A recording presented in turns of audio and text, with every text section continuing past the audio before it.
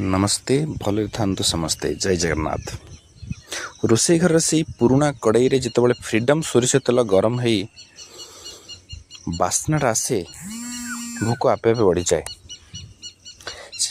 देसी चिकेन तरकारी मजाटा किंतु अलग। आलू को गोल्डन रंग करी भाजिला परे कटा पियाज को धीरे काश्मीर लंका गुंड पकईला पर जो कलर आसे सदरे देखा भारी चमत्कार।